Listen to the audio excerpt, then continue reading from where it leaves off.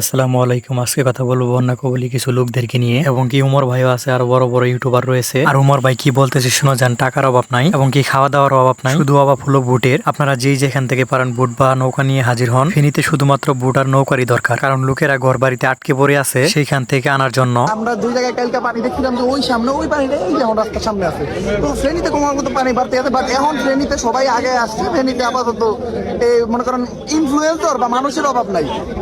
But rescue সেকশনে একটু problem, আপনারা পারলে বোট নিয়ে আগে আসেন। আপনারা তো শুনলেনই, ফেনীতে শুধুমাত্র বুটের অভাব, শুকনা খাবারের কোনো অভাব নাই, কারণ খাবার অনেক লোকে আনছে। আবার এদিকে দেখুন ফেনীতে নিয়ে যাচ্ছে অনেকগুলা নৌকা। এই নৌকাগুলো দেখতেছেন, এইগুলা সব ফেনীতে যাবে। তো এখন বর্তমানে ফেনীতে আর কোনো সমস্যা নেই, কারণ নৌকা যাইতেছে।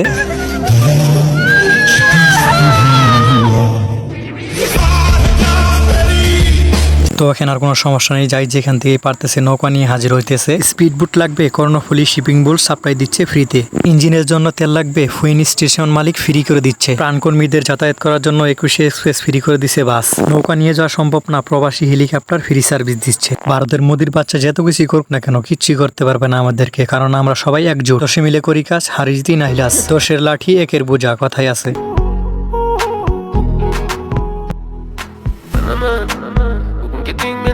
আপনারা হয়তো একে চিনছেনই, এর নাম হলো মেয়াদিশু। এই টিকটক ভিডিও বানাই, আর এর ভিডিওগুলো দেখুন, ভিডিওগুলো কেমন বানাই, আর এইভাবে ভালো হয়ে গেছে আমি ভাবতেই পারতাছি না। ভাই আজকে এই ভিডিওটা দেখে আমার অনেক ভালো লাগতেছে। যখন শেখ হাসিনা প্রধানমন্ত্রী আছিল তখন এরকম করা কি ভাই? আজকে আমার এই ভিডিওটা দেখে অনেক ভালো লাগতেছে। যখন শেখ হাসিনা প্রধানমন্ত্রী আছিল তখন কি এইভাবে উপকার করছিল শেখ হাসিনা সেনাবাহিনীদেরকে নিয়ে? না, কি করছে, উল্টা আরো হুকুম দিছে জনগণকে মারার জন্য। কিন্তু তবুও সেনাবাহিনী একটি লোককেও মারে নাই, কিন্তু পুলিশ ঠিকই মারছে। মোদিকে কি বলবো, সে আমাদের দুলাভাই হয়। আমি তো এখন এটাই বলছি, তার ওয়াইফকে বাপের বাড়ি থেকে ভাগিয়ে দিয়েছে দেখে সে এখন খুব রুষ্ট, যার কারণে সে শ্বশুর বাড়িকে প্লাবিত করে দিচ্ছে।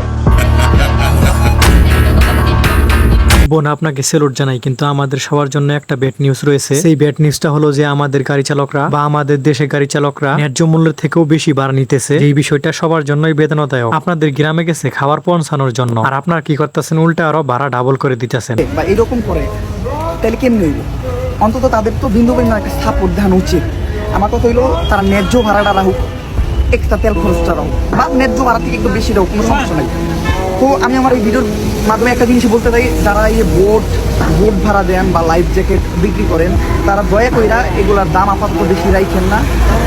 এইটা এনে মানবতাটা দেখেন ভাই, মনুষ্যত্বের পরিচয় দিন, ঠিক আছে? মনুষ্যত্বের পরিচয়টা দিন ভাই। আমার শুধু একটাই কষ্ট লাগে, মোদির বাচ্চা মোদি, তুই যখন গেটটা ছাড়বি তাহলে একবারও বাংলাদেশকে জানালি না কেন? জানালে তো তাও আমরা সতর্ক হতে পারতাম।